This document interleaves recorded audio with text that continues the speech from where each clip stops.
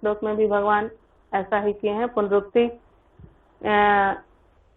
होने के लिए बस एक यही इनका उद्देश्य है कि भगवान जानते हैं कि इस आत्मा के तत्व इतने गूढ़ हैं कि सब लोग जानने में सक्षम नहीं है।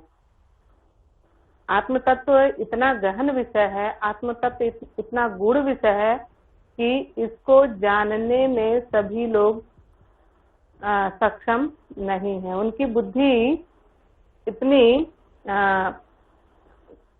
निर्मल नहीं है कि इसके तत्व को बहुत सरलता से समझ पाएंगे।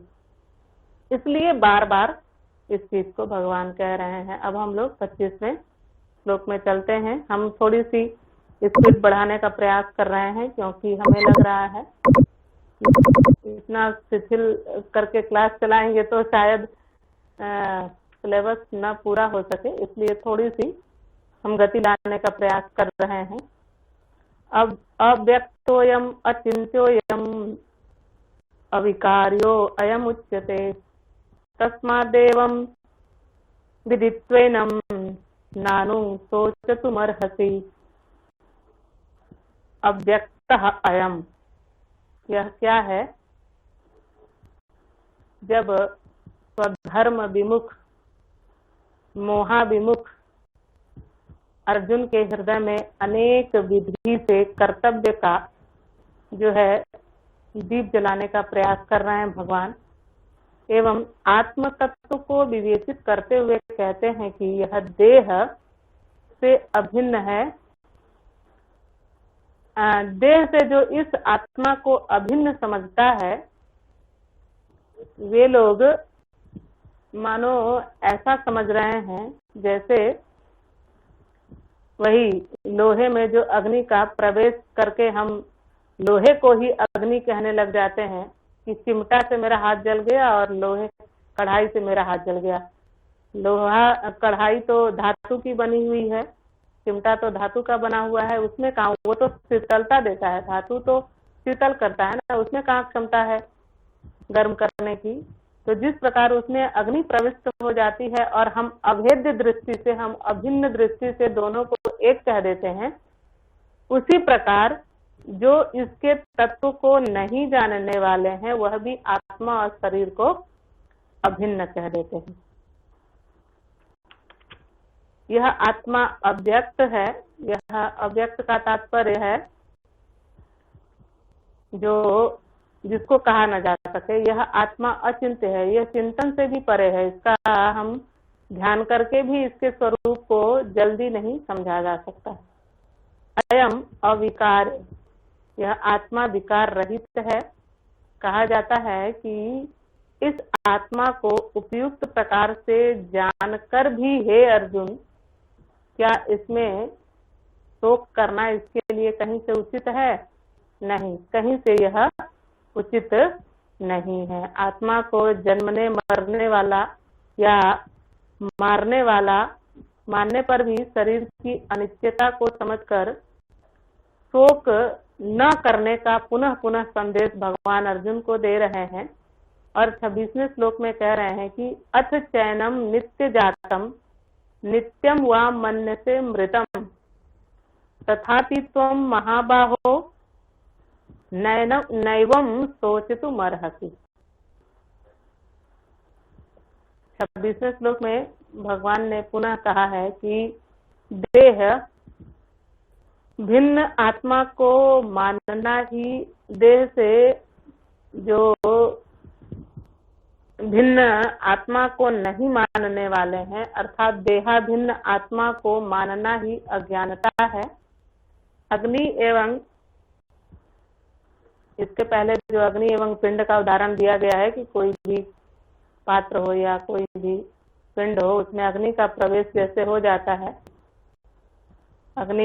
अग्नि आरोपित है लोहे में। अगर तुम इस आत्मा को नित्य जन्मने एवं मरने वाला मानते हो तो भी हे महाबाहो तुम शोक नहीं कर सकते हो, क्योंकि देह एवं देही का साहचर्य तो दिखाई देता ही है। यहाँ साहचर्य किंतु यदि इस आत्मा को सदा जन्मने और सदा मरने वाला भी तुम यदि मानते हो तो भी शोक नहीं करना चाहिए। क्यों नहीं करना चाहिए? अब अगले श्लोक में 27वें में कहते हैं, जो कि बहुत ही सुंदर है। जातस्य ही ध्रुवो मृत्युर ध्रुवम जन्म मृतस्य च तस्मात् परिहार्यर्थे न तुम सोचितुम अर्हसि। कह रहे हैं कि जो जन्म लेता है, जातस्य जन्मे हुए का, मृत्यु जो है जिसका जन्म हुआ है उसकी मृत्यु सुनिश्चित है, ये सभी लोग जानते हैं। अवश्य में भोक्तव्यम कृतम कर्म शुभाशुभम, अपने शुभ अशुभ कर्मों के फल को भोगने के लिए बार बार ऐसा जन्म और मृत्यु के चक्र में जीव को रहना पड़ता है। और ये जो 4 प्रकार की सृष्टि के बारे में हमने कल या परसों वाली कक्षा में या उसके पहले किसी दिन हमने बताया था, फिर मनुष्य उसी 4 प्रकार की सृष्टि में पुनः पुनः आता है और पुनः पुनः जाता है। या तो इस बार मनुष्य का शरीर मिला है, अगर सत्कर्म हमने किया है, अच्छे कर्म हैं हमारे, तो पुनः हो सकता है मुझे यह प्राप्त हो जाए। इसके कर्मों के अनुसार ही हमें फल की प्राप्ति होगी। जैसा हमारा प्रारब्ध होगा वैसी हमारी जाति होगी। जाति का तात्पर्य किसी जाति धर्म से नहीं लेना है। जाति का तात्पर्य जन्म से है, कि वह स्त्री होगा कि पुरुष होगा, कि वह किस योनि में जन्म लेगा, इससे उसका तात्पर्य है। इसलिए जन्म मरण रूप भाव अपरिहार्य है। तुम जो सोच रहे हो कि मैं इनको मार दूंगा, तो तुम इसके लिए तुम बेकार चिंता कर रहे हो, क्योंकि ये सब अपरिहार्य है, इसको मिटाया नहीं जा सकता है, अर्थात किसी भी प्रकार से इसका प्रतिकार नहीं किया जा सकता है। जो हमारे प्रकृति की नैसर्गिक चीजें हैं, जो अपने आप होने वाला है, उसको उसके लिए तुम चिंता क्यों कर रहे हो? मृत्यु और जन्म को कोई रोक पाएगा क्या? नहीं रोक पाता है। इसलिए हे अर्जुन, तुम इसके लिए जो तुम शोक कर रहे हो यह उचित नहीं है। हमने 3 प्रकार के कर्मों को भी कल बताया था। 3 प्रकार के कर्म हैं, उन्हीं के अनुसार जन्म होता है। कहा जाता है कि अपने भोग को लोगों को करना ही पड़ता है। जिसका जो भोग है, हमारे प्रारब्ध में जितना भोग है, भले ही हम कितने भी सुख आराम को प्राप्त कर लें, लेकिन यदि हमें रुग्ण होना लिखा है, हमारे प्रारब्ध में है, तो उसको कोई रोक नहीं सकता। रामकृष्ण परमहंस के लिए हमने एक बार पढ़ा था कि रामकृष्ण परमहंस साक्षात माँ काली से बातें करते थे और माँ काली उनको अपने हाथों से भोजन कराती थी। इतना बड़ा सौभाग्य था उनका, लेकिन उसके बावजूद भी उनको भोगना पड़ा था। रामकृष्ण परमहंस जी को भी कहते हैं कि कैंसर हो गया था, जिसके कारण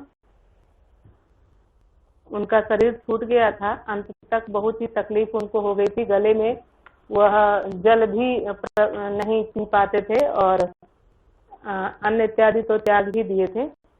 उनसे किसी भक्त ने कहा कि महाराज, आप तो इतने परम ज्ञानी हैं, साक्षात ब्रह्म से आपका साक्षात्कार होता है, उसके बावजूद भी आपको इतने कष्ट को भोगने की क्या आवश्यकता है?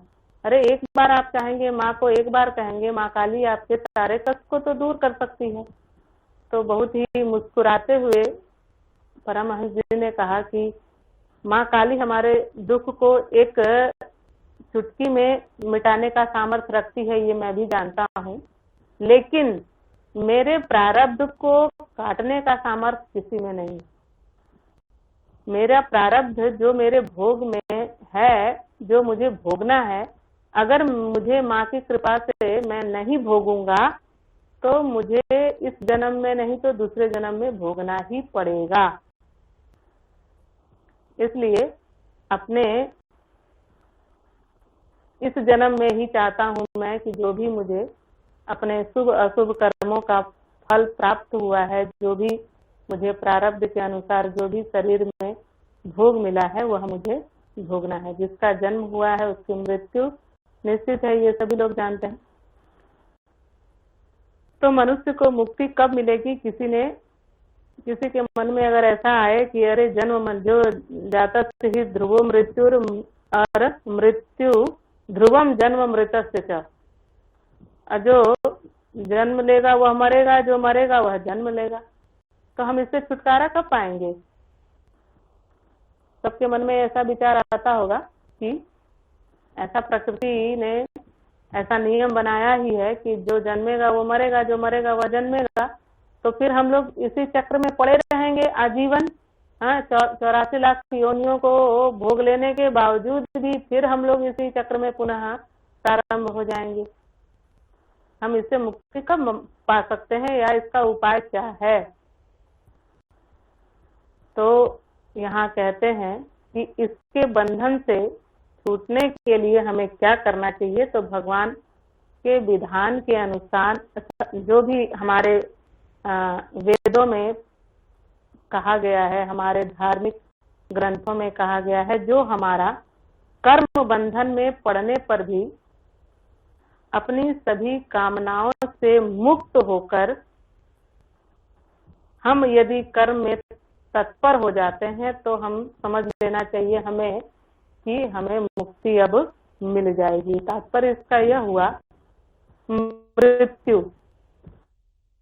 मृत्यु का अर्थ ये कहीं किसी ग्रंथ में आप इसको प्रमाण के रूप में ढूंढिएगा मत, ये चिंतन है, इसलिए इसको हम एक दृष्टांत के रूप में प्रस्तुत कर रहे हैं। ऐसा नहीं है कि किसी ग्रंथ में मैम कहाँ का प्रमाण है, ऐसा नहीं।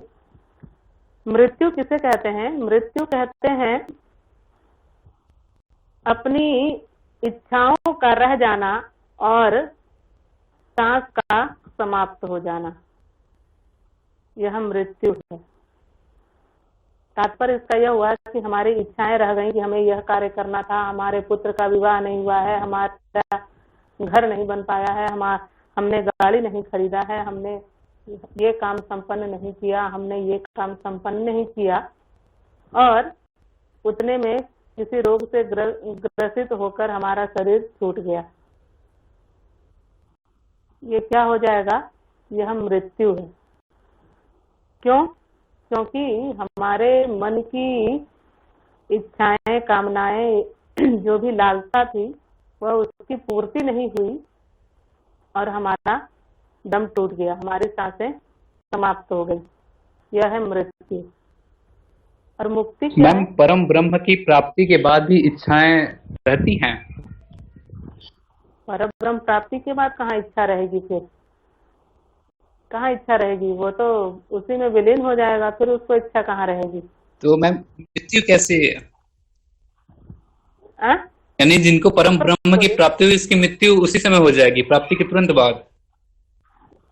ये प्राप्ति का तात्पर्य आप क्या समझ रहे हैं? कहीं कोई वस्तु रखी है, वो ब्रह्म के रूप में हमें प्राप्त हो जाएगा? जी नहीं।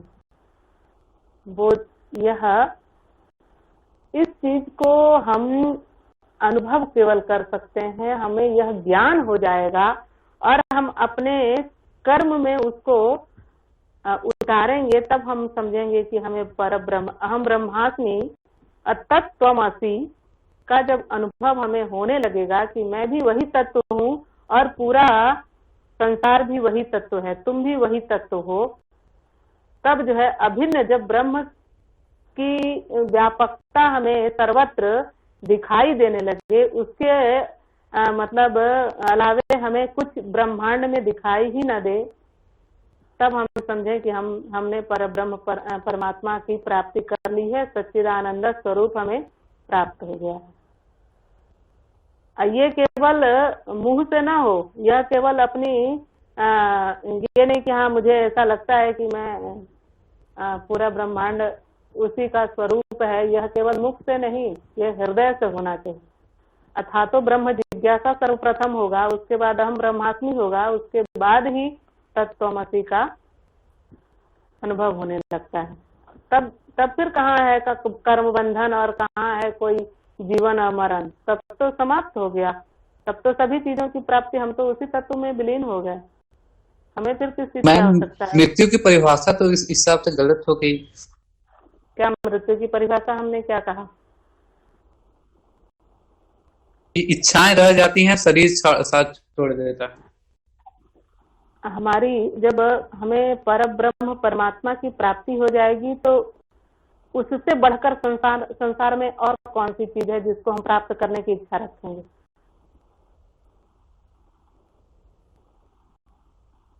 बताइए। मैम कुछ अच्छा भी नहीं। प्रश्न किया है आपने, अच्छा प्रश्न किया है आपने। आपको समझना चाहिए इस बात में, ठीक है। जब हमें उस ब्रह्मांड नायक की ही प्राप्ति हो गई तो फिर हमें इस संसार में किस चीज की इच्छा है? किस चीज मैम की किसी इच्छा की है? भी नहीं। किसी की भी नहीं, ठीक है। और यहाँ मृत्यु क्या है? इच्छाओं का रह जाना और सांस का खत्म हो जाना मृत्यु हमने कहा है। जब हमारे मन में उस ब्रह्म की प्राप्ति के बाद किसी चीज की लालसा रहेगी ही नहीं तो हमारी सांस चले या न चले, वही तो हम अभी बताने वाले थे कि और मुक्ति किसको कहते हैं? मुक्ति उसको कहते हैं कि वही मतलब कर्म बंधन से मुक्त होकर, तात्पर्य यह है कर्म बंधन का मतलब कर्म संन्यास योग, जो इसमें आगे बताया जाएगा, हम बताएंगे उसको। कर्म संन्यास योग को प्राप्त करके जो है, कर्म संन्यास योग क्या है? हम कर्म कर रहे हैं लेकिन वही उसमें न फल की इच्छा रहेगी हमें और न ही उसका कोई प्रयोजन होगा, और हमारी सांसें चल रही हो लेकिन संसारिक किसी भी चीज की हमें इच्छा न रहे, हम हमारे हृदय में किसी भी बात की लालसा न रहे, हमारी सभी कामनाएं समाप्त हो जाएं और सांस भी हमारी चलती रहे, वह है मुक्ति। मुक्ति के लिए हमें शरीर छोड़ने की आवश्यकता नहीं है, मुक्ति के लिए इच्छा को समाप्त करने की आवश्यकता है। और मृत्यु क्या है? मृत्यु इच्छा रह जाए और सांस हमारी चली जाए। समझ गए? बात समझ में आई कि नहीं आई? Yes ma'am. क्या समझे आप लोग?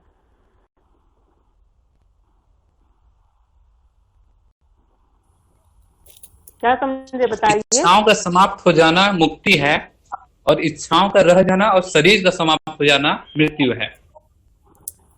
बहुत और अच्छा, चलिए ठीक है। मृत्यु के बाद श्वास खत्म हो जाता। बस भाव को समझ लीजिए आप लोग, शब्द बिल्कुल सेम ना भी हो तो कोई बात नहीं, अच्छी बात है, समझ रहे हैं आप लोग। भगवत गीता को आप जितनी बार पढ़ेंगे ना, अभी तो आप लोग अभी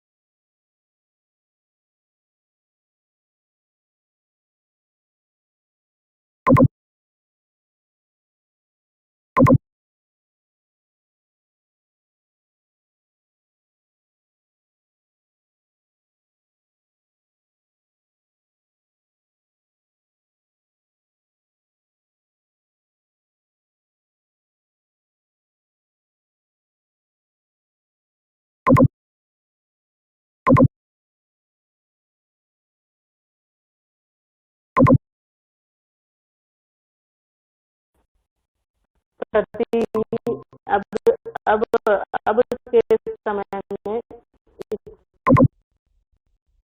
इसके प्रति लगाव रखते हैं, लेकिन जिनको है वो परम सौभाग्यशाली है, प्रणाम में है। वो भगवद गीता जैसे ग्रंथ में अगर किसी का मन लग रहा है तो ऐसा समझना चाहिए कि भगवत कृपा है। ये सब उन्हीं की कृपा से ही संभव है। चलिए अब हम लोग कहाँ हैं? हाँ, जातक ध्रुव मृत्यु हो चुका है ये। अब हम लोग 28वें श्लोक में आते हैं।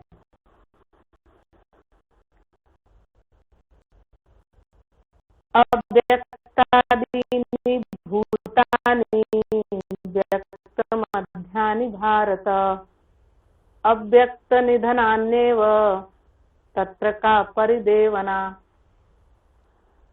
कह रहे हैं 3 अवस्था इसमें बता रहे हैं भगवान। 3 अवस्था क्या है? ये जो भूतानी है वह प्राणी, ठीक है।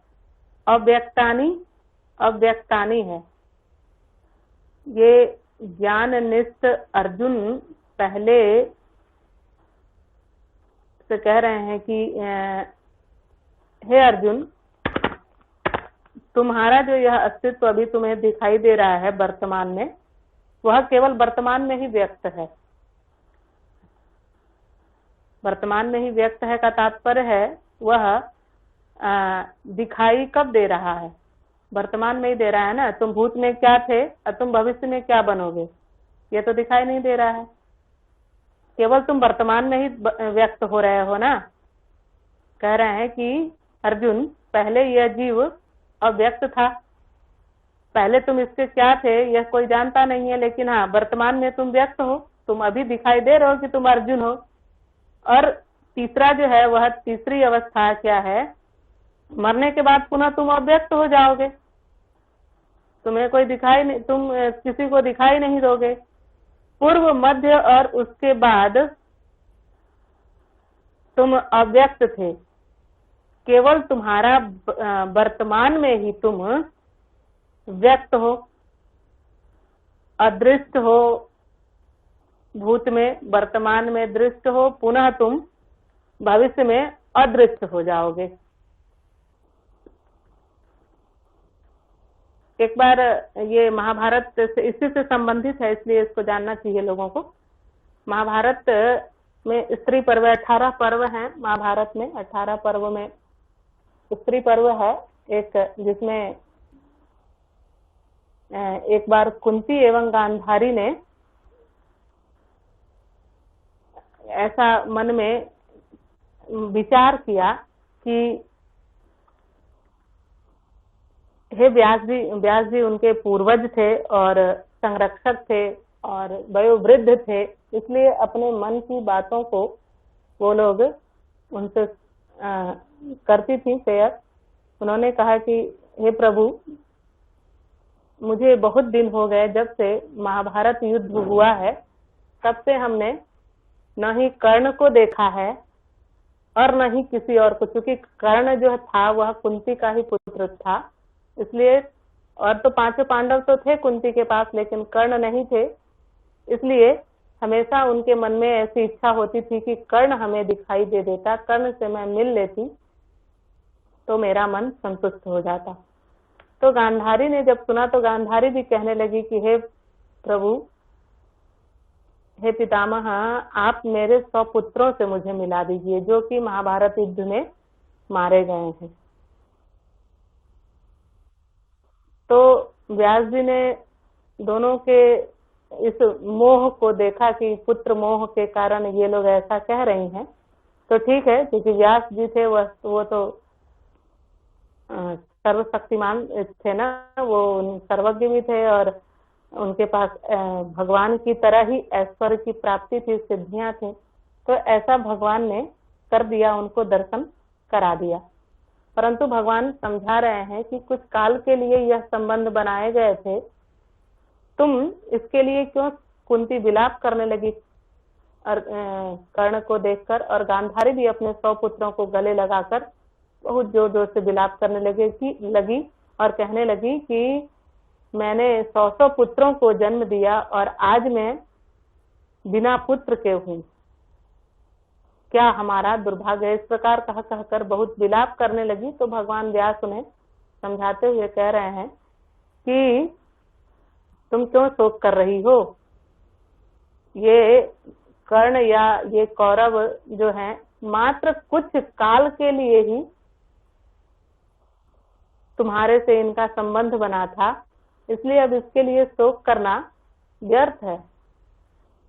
जिस प्रकार हमने कल भी इसको कहा था कि घड़ा बनने के पूर्व घड़ा जो है मिट्टी के रूप में रहता है, केवल वर्तमान में जब वह घड़ा का स्वरूप लेता है तब तक वह घड़ा रहता है, पुनः जब वह टूट जाता है तो वह पुनः मिट्टी ही हो जाता है।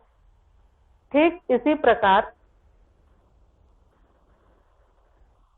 कह रहे हैं कि यह तुम्हारा भी जो है अस्तित्व, अव्यक्त का अर्थ जो है ना, वो हम लोग सांख्य शास्त्र में अव्यक्त प्रधान प्रकृति को भी कहा जाता है, जिसका जहां से उत्पत्ति हो वहीं उसका लय हो जाता है, ऐसा नियम है। तो अगर तुम इसके लिए शोक करोगे तो यह कहीं से भी उचित नहीं है। यह संसार एक स्वप्न के समान है। जिस प्रकार हम लोग स्वप्न में देखते हैं कि हमारे सर को किसी ने काट दिया है, हम लोग उसके कष्ट से जो है इतने व्यथित रहते हैं, जो स्वप्न सर काटे कोई, जागे बिन दुख दूर न होई। स्वप्न में जिस प्रकार हम लोग अपने सर को कटा हुआ देखकर हम व्याकुल और व्यथित होते हैं, और पूरे स्वप्न भर जब तक हम निद्रा में रहेंगे तब तक हम व्यथित रहते हैं, जब तक कि स्वप्न टूट न जाए। तो ठीक उसी प्रकार यह आत्मा जो है, शरीर जो तुम्हें प्राप्त हुआ है, यह स्वप्न के समान है। इस आत्मा ने न जाने कितने 84 लाख योनियों में इस आत्मा ने न जाने कितने वस्त्र को धारण करके पुराने वस्त्र हो जाने पर फेंक दिया है। इस आत्मा ने न जाने कितने शरीर को धारण किया है, इसके लिए तुम विलाप क्यों कर रही हो। ये तो संबंध जो होता है वह मात्र वर्तमान का होता है, न भूत में था न भविष्य में वह संबंध रहेगा। इसलिए कुंती और गांधारी को समझाते हुए व्यास जी ऐसा कहकर वहां से निकल जाते हैं। तात्पर्य यह है कि यह आत्मा जो है दुर्विज्ञेय है, यह सर्वसाधारण को भ्रांति करा देने वाला है। इससे भ्रम पैदा हो जाता है कि हमारा इससे अटूट संबंध है। लोग कितना विलाप करते हैं, अभी कोरोना काल में कितने परिजन जो है एक दूसरे के साथ संबंध टूट गया, कितना महिलाएं, बच्चे, माताएं, पुरुष, कितने संबंध टूट गए। इसका क्या मतलब हुआ कि वह इसके इस जन्म के पहले भी उससे कोई संबंध था? नहीं। भविष्य में भी इससे कोई संबंध होना है? नहीं। मात्र वर्तमान की यह भ्रांति है कि हमारा इससे संबंध। इसलिए ऐसा यह भ्रांति किस प्रकार से है उसको 29वें श्लोक में भगवान कहते हैं कि समय है ना, चलिए ठीक। 29वें श्लोक में कहते हैं कि यह किस प्रकार से लोग भ्रांति इसके प्रति, इस आत्मा के प्रति किस प्रकार से लोग जो है भ्रम अपने मन में बिठाए हुए हैं। यह कह रहे हैं आश्चर्यवत पश्यति कश्चिद एना आश्चर्यवत वदति तथैव चान्यः आश्चर्यवत चैन्यमन्यः शृणोति श्रुत्वा तेनं वेद न चैव कश्चित्। कह रहे हैं कि यह आत्म तत्व को कोई कोई ही देख पाता है। कश्चिद आश्चर्यवत पश्यति, यह कोई कोई आश्चर्य की तरह देखता है इसको, इस संसार में इस आत्मा को। इसका मर्म इतना गूढ़ है कि इसको समझने के लिए साधारण बुद्धि नहीं चाहिए, निर्मल बुद्धि की आवश्यकता है। क्यों निर्मल बुद्धि की आवश्यकता है? अंतःकरण यदि शुद्ध नहीं होगा, जिस प्रकार हम लोग आईने में अपना मुख देखने के लिए पहले आईने को साफ करते हैं ना, धुंधला अगर दिखाई देता है तो हम समझ लेते हैं कि आईने पे कुछ गंदगी लगी हुई है, इसलिए मेरा मुख साफ दिखाई नहीं दे रहा है। तो अपने जब हम यह साधारण सा एक आईना हमारा मुख दिखाने में हमें असमर्थ हो जाता है, तो उस परब्रह्म परमात्मा का दर्शन हम इस विकार युक्त हृदय से, अंतःकरण से, जो मालिन्य से भरा हुआ हृदय है, उस हृदय में कैसे देख सकते हैं? नहीं देख सकते हैं ना। इसलिए लाखों करोड़ों अरबों में जो है कोई कोई ऐसा विरले होता है जो इस तत्व को समझने में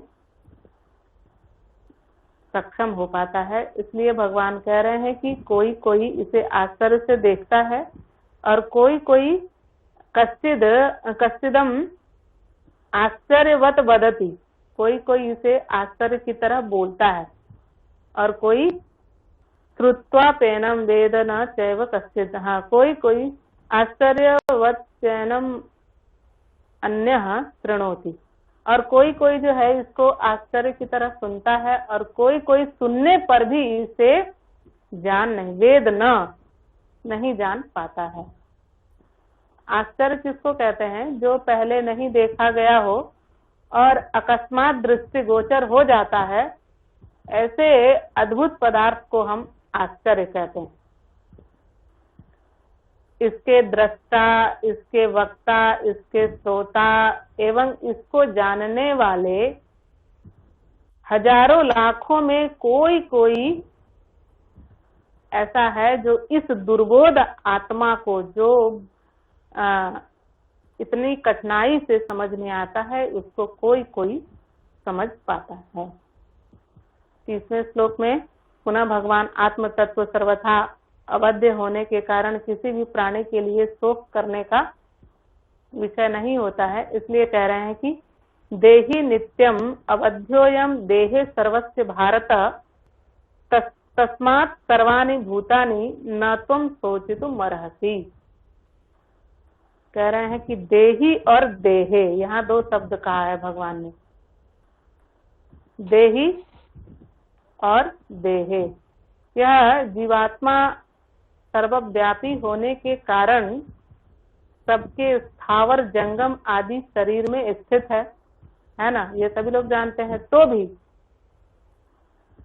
अवयव रहित और नित्य होने के कारण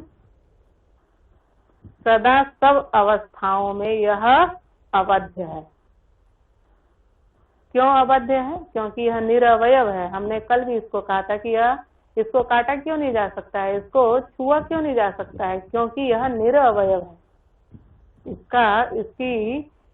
इसके मतलब कोई वह तत्व तो है ही नहीं है। अवयव का मतलब कोई ऐसा पदार्थ जो ठोस पिंड के रूप में हमें दिखाई देता ही नहीं है कि हम इसको कुछ करने में सामर्थ्य प्राप्त कर पाएंगे, सक्षम हो पाएंगे। इसलिए सदा सब अवस्थाओं में यह अवध्य है। सबका नाश होने पर भी इस आत्मा का नाश नहीं होता है, ये तो सभी लोग जानते हैं। इसलिए शोक करना उचित नहीं है। यहाँ मुख्य बात यह भगवान बता रहे हैं कि देही शब्द यहाँ देही शब्द यहाँ एक वचन का रूप है, और सर्वस्य देहे, सर्वस्य मतलब बहुवचन है। तो यहाँ आत्मा, देही का तात्पर्य आत्मा को एक वचन में और देह को बहुवचन में क्यों कहा है? क्यों कहा है? क्योंकि वही आत्मा, वही विद्युत जो पंखे में भी है, वही विद्युत बल्ब में भी है, वही ट्यूबलाइट में भी है, वही CFL में भी है, वही टीवी में भी है, सभी चीजों में मात्र एक वही आत्मा सर्वव्यापी है। सर्वस्य देहे, देहे में बहुवचन का प्रयोग इसलिए किया गया है क्योंकि वह बहुत विभिन्न है, और देही मात्र एक आत्मा वही, जिसको कि अवध्योयम, जिसको कि न काटा जा सकता है और न ही हम किसी भी प्रकार से इसका हम नुकसान नहीं कर सकते हैं। इसको हम आज यहाँ 50 जा रहे हो गया समय क्या? आप लोग जा रहे हैं क्या? हो जाएगा। नहीं मैम, अभी समय बचा हुआ है। मैम किस नहीं, हमें इशारा किया जा रहा है इसलिए। हाँ, इशारा कर रहे हैं, लेकिन रुक जाइए, अभी जब है। निर अवयव, हाँ, क्या जब निरवयव, आत्मा क्या जो है पूछ रहे हैं? मतलब निर अवयव, मतलब किस निरवयव है। तत्व का बना है मैम? जब हम उसको काट नहीं सकते हैं, सुखा नहीं सकते हैं, अलग नहीं कर अब सकते हैं। निरवयव है, वह किसी पदार्थ का बना हुआ ही नहीं है, उसको कोई देख ही नहीं सकता है, उसको कोई छू ही नहीं सकता है, उसको कोई कुछ कर ही नहीं सकता है। आत्म तत्व को निरवयव है, इसीलिए तो वह कुछ करने लायक नहीं है ना। लेकिन मैम अभी पिछले श्लोक में आप बोले हैं कि निर्मल मन जिसका रहेगा वो परमात्मा को देख सकता है। ओहो, आप लोग बात नहीं समझते हैं। निर्मल मन जिसका वो परमात्मा को देख सकता है, इसका क्या मतलब समझा आपने? हाँ, ठीक है, वो तो बिल्कुल सही है, वो तो बिल्कुल, ये अभी भी हम कह रहे हैं, अभी आज भी कह रहे हैं, अभी पुनः हम कहे हैं अभी कुछ देर पहले भी कि अगर निर्मल मन रहेगा तो परमात्मा का दर्शन अब भी हो जाएगा। आपको कहाँ संदेह क्या लग रहा है? आप स्पष्ट प्रश्न कीजिए ना। यही मैम कि जो मतलब परमात्मा जो है हमारे आत्मा जो है मतलब किस चीज से, मतलब किस तत्व का मतलब बना हुआ है, जो मतलब शस्त्र नहीं काट सकता है, किसी तत्व का अग्नि है ही जला नहीं है, सकती है, वो वायु किसी चीज सुखा का तत्व वो है ही नहीं है उसका, तो वह कैसे उसको हम बता दें? हम ऐसी क्षमता हमारे में थोड़ी है कि हम पर ब्रह्म किस तत्व से मैम बना है मानव उसका मस्तिष्क के समझ से परे है। नहीं, अवयव पूछ रहे हैं ना, तत्व कौन सा? तत्व है ही नहीं है, वह सत्यचित आनंद स्वरूप है, बस इतना उसको समझना है। जो आपको संसार दिखाई दे रहा है, जैसे इसका उदाहरण हम इस प्रकार से भी जान सकते हैं। देखिए, जैसे हम लोगों को टंकी में पानी भरने के लिए जो है क्या करना होता है? मशीन चलाना होता है, ये मोटर चलाना होता है, और पंप से फिर वो पाइप से पानी टंकी में जाके भरता है। 50 फीट, 40 फीट, 20 फीट, जो भी जितनी भी ऊंचाई पर वह रखा हो, वहां तक पानी जाएगा, तब उसको वह भरने में सक्षम होता है। लेकिन नारियल के वृक्ष में हम लोग देखते हैं कि 50 फीट ऊंचे पर हर फल में जल भरा होता है। वहां कौन सा मोटर लगता है? वहां कौन सा जो है पानी किस जड़ से खींचकर उसमें पानी भरने का प्रयास लोग कर सकते हैं? उसको आप बता सकते हैं क्या कि वो कहाँ से उसके अंदर पानी आता है? आप वो कौन सा ऐसा तत्व है जो कि वहां जाकर ऐसा कार्य कर देता है? ये सभी चीजें अनिर्वचनीय है। ये प्रश्न मन में आया था मैम। सीप में मोती भरना, ये नारियल के पानी में कैसे आ जाना, यही तो हम कह रहे हैं ना कि देखिए, यही अनिर्वचनीय तत्व है। उसको वचन के द्वारा कोई न उसका वाचन कर सकता है, न उसको बता सकता है। अगर बताने की क्षमता रखता भी अगर कोई ऐसा हो संसार में, मैं तो नहीं हूँ इसलिए मैं कैसे कह सकती हूँ, लेकिन अगर किसी के पास अगर ये उस परमात्मा की कृपा से ऐसी क्षमता भी हो, तो उसको समझने वाला इस संसार में कोई नहीं होगा। उसने ना कह रहे हैं कि आश्चर्य, कोई ही बिरले, बहुत हजारों लाखों करोड़ों में ऐसे लोग हैं जो इस तत्व को देख सकते हैं। आश्चर्य नहीं तो इसको तो समझना इतना कठिन है कि उसके लिए हमारे शब्द है ही नहीं हमारे पास। हमारे लिए अनिर्वचनीय तत्व है परमात्मा। इसलिए हम अच्छा आपको मैम, स्पष्ट हाँ, रूप से पिछली कहें कि वह कक्षा में मैम, क्या पिछली कक्षा में? पिछली कक्षा में मैम आप ही इसके बारे में मेरा एक प्रश्न था कि जैसे आत्मा न तो पैदा होती है न तो मरती है, तो वो बात पूरा हो नहीं पाया था। आप बोले थे मैम कि जैसे हाँ, किसी आत्मा नहीं तो पालतू पैदा में किसी होती है, अंडे नहीं को मरती है, दफन कर वो तो दिया बात जाए। सही है। हाँ हाँ, हाँ, 84 लाख योनियों में से एक कम करके मतलब जब होता है तो फिर इस तरह से होता है। फिर ये बात पूरा स्पष्ट नहीं हो पाया था मैम। क्या समझे थे आप और क्या समझना चाहते हैं आप, ये हमें बताइए स्पष्ट। वही मैम, पूरा मैं बात ही नहीं समझ पाया, मतलब जैसे क्या किस क्या प्रकार से बताइए आत्मा तो पहले मतलब आप जैसे, स्पष्ट तो बोलिए ना कि आप हाँ क्या जानना चाहते हैं। जी मैम, हाँ, ये प्रश्न मेरा था कि जैसे आत्मा न तो पैदा होती है और न ही मरती है, तो फिर मतलब इतना पॉपुलेशन जनसंख्या मतलब कैसे फिर बढ़ रही है, यही मेरा प्रश्न था। हमने आपसे कहा था ना कि जैसे हम एक बिजली को लेकर हम उससे 100 कनेक्शन कर दें कि हम 1000 कनेक्शन कर दें, ये तो मेरे ऊपर है ना, तो हम मैम उसको एक, अपनी इच्छा हाँ, अनुसार। तो मैम हाँ, तो मैम एक आत्मा जो है 10 शरीर के अंदर हो सकता है? एक आत्मा, आत्मा विद्युत वही है, वह ऊर्जा वही है, उसमें भिन्नता नहीं है।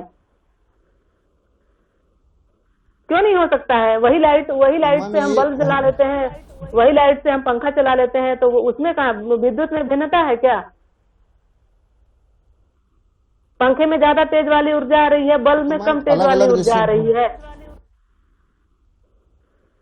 अपने अपने हमने ये भी कहा था कि तो प्रारब्ध के जैसे मैम, अनुसार हाँ, जाति आयु भोग मिलता है, तो जिसका प्रारब्ध अपना भोगने का आ गया है उसको वो जन्म प्राप्त हो जाता है, संसार में उसकी सृष्टि हो जाती है। उसके लिए अलग अलग आत्मा का विच्छेद नहीं होता है, आत्मा को अलग अलग करने की आवश्यकता नहीं होती है। उसी में एक कनेक्शन और बढ़ गया, बस वही है। उसी में से तार जोड़ दिए हम और एक नया तार लग गया और कहीं एक कनेक्शन बढ़ गया, फिर वही तार कहीं और आवश्यकता हो उसको, वह उसकी क्षमता, उस ऊर्जा की क्षमता हम संसार से नहीं कर सकते हैं, उसकी असीमित क्षमता है। जैसे मैम 10 बॉडी है, 10 बॉडी के अंदर एक ही आत्मा है? बिल्कुल बिल्कुल, हाँ, एक ही, वही है ना, अहम ब्रह्मास्मि तत्त्वमसि, मैं जो हूँ वही तुम ही हो, वही चीज है, उसमें भिन्न नहीं है। वो आत्म तत्व उससे भिन्न नहीं है। इसलिए तो कहते हैं कि जो सबका मालिक एक है, या फिर जो भी जितने भी हमारे यहाँ दर्शन है, सब तो यही इसी बात को स्वीकार करते हैं कि सब में वही तत्व है जो मेरे में है, और यही मैम समझ तो मैं ही आंसर योग। बताऊं अपने हिसाब से इनके हाँ प्रश्न बिल्कुल का। बताइए, बताइए, बिल्कुल बताइए। मैम एक तरफ अगर बात है जनसंख्या का कि एक तरफ जनसंख्या बढ़ रही है मानवों की, तो दूसरी तरफ अगर जीवों को भी देखा जाए तो उनकी जनसंख्या घट रही है। अगर इससे भी नहीं क्लियर हो रहा है तो वर्तमान में कोरोना जैसी महामारी फैली हुई है जिसमें कि एक वायरस है। एक वायरस इतना प्रभाव डाल दिया तो संख्या में तो अरबों खरबों की संख्या में, यहाँ असंख्य संख्या में वायरस हैं, उसमें भी तो आत्मा है। उधर वे खत्म हुए, इधर अन्य जीव निर्माण उनका होता गया, अन्य जीवों का निर्माण होता गया। तो एक तरफ मानो कि अगर जनसंख्या बढ़ी है तो दूसरी तरफ उनकी जनसंख्या घटी है, यानी कि उनकी आत्मा का परिवर्तन हुआ है, जीवों का आत्मा जी नहीं, जनसंख्या फिर घटने दूसरे जीव बढ़ने का की जन्म बात लिया। नहीं है, उसकी उसकी क्षमता असीमित है। वह उतने जीवों को रखते, मतलब उतने कीट पतंग पेड़ पौधों को रखते हुए भी वह मानवों की संख्या को पुनः उतना करने की क्षमता रखता है। उसकी क्षमता सीमित नहीं है। वह ये निर्धारित नहीं है कि बस इससे ज्यादा कनेक्शन आप नहीं कर सकते हैं, जी नहीं। आपको इतने ही वाट का आपको परमिशन मिला है, आप इतना ही वाट जला सकते हैं, आप इससे ज्यादा कनेक्शन करेंगे तो आपके यहाँ ब्लास्ट हो जाएगा, ऐसा कुछ नहीं है, क्योंकि उसकी शक्ति की सीमा ही नहीं है। वह जो परमात्मा है, परम तत्व है, जो हर जीवात्मा में जो हम लोग उस परमात्मा को देखते हैं, उसकी सीमा अनंत है, उसकी शक्ति असीमित है। उसको हम किसी भी मात्रा के द्वारा, किसी मापक के द्वारा उसको हम उसका मूल्यांकन या उसका हम परिमापन नहीं कर सकते हैं। समझ गए कि नहीं? या नहीं समझे तो आप अपने समझ से बताइए कि आप क्या जो है इसके प्रति आपका क्या व्यू है।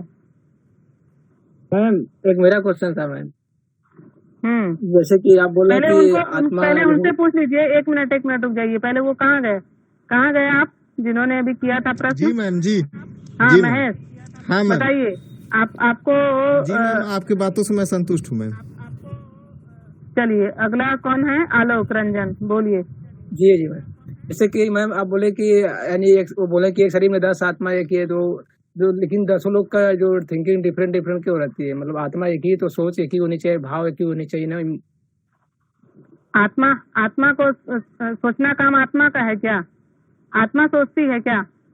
नहीं, जैसे हमने उस दिन सोचती नहीं, लेकिन कहते हैं कि हमने मेरा जो अंदर ये अंतःकरण दूसरा चीज है, ये इंद्रियां दूसरी चीजें हैं, और आत्म तत्व वो दूसरी चीजें हैं, समझ गए? और आत्मा का काम नहीं है कि आप क्या सोच रहे हैं, आप क्या कर रहे हैं। आत्मा बिल्कुल वो है, क्या कहते हैं उसको, न्यूट्रल है, उदासीन है। वो है ना आपको किसी चीज के लिए प्रेरित करती है, न प्रेरित होती है, और नहीं वह आपके मन बुद्धि दिमाग को संचालित करती है। आत्मा कुछ करता ही नहीं है, बस वो आपको केवल ऊर्जा प्रदान करने के लिए, बस बिजली को लेकर आप जैसे जो चलाएं उसको कोई मतलब नहीं है, बस आप उसका प्रयोग कहाँ कर रहे हैं ये उसको ऊर्जा वो प्रदान करता रहेगा। ये उसका काम है, ना कि आप क्या सोच रहे हैं। क्या आपको अब आपका बुद्धि विवेक भिन्न भिन्न लोगों में, वही आत्मा सब में है, और सबकी बुद्धि अलग है। कोई शराब पीता है, कोई बिल्कुल महात्मा बने हुए है, कोई दुर्बुद्धि रखता है, कोई सद्बुद्धि है। तो इसके लिए आत्मा का कोई भी स्थान नहीं है इसमें। आत्मा इसके लिए कहीं से किसी चीज के लिए प्रेरित उसको नहीं करती है। ठीक है, बताइए आलोक रंजन जी, आपको क्या समझ में आया? जी मैम, अभी पूर्णतः क्लियर नहीं, क्योंकि ये जो आज आत्मा जन्म लेती है, आत्मा मरती है, तो मतलब कुछ जो साधु आत्मा संत जन्म हैं, नहीं तो लेती है, आत्मा नहीं मरती है। आप बार बार बात वो तो को मैम समझ नहीं रहे। क्लियर हाँ है, नहीं मरती नहीं जन्म लेती। अभी जो क्वेश्चन किए हाँ थे कि इसमें पॉपुलेशन बढ़ रहा है, तो हम भी मतलब एक आश्रम में गए, तो वहाँ पे काफी मतलब जो है संत थे, तो उनसे भी क्वेश्चन किए, 2 घंटे भी मंथन किए, तो वो भी क्लियर कर रहे थे कि जैसे हम लोग खेती करते हैं तो अन्न है, उसमें भी जीव है, पेड़ पौधे उसमें भी जीव है, अनेक कीट पतंगे उसमें भी जीव है, तो वो एक दूसरे में ट्रांसफर हो रहा है, वो मरे तो मर। लेकिन जैसे कि उनकी भी संख्या बढ़े, जैसे मत्स्य पालन हो रहा है तो उनकी संख्या बढ़े, या लोग मुर्गी पालन कर रहे हैं, मधुमक्खी पालन कर रहे हैं, तो उनकी भी जनसंख्या पहले की अपेक्षा बढ़ रही है। तो यही मैम क्लियर नहीं हो रहा था कि आत्मा जो नया सृजन कैसे हो रहा है।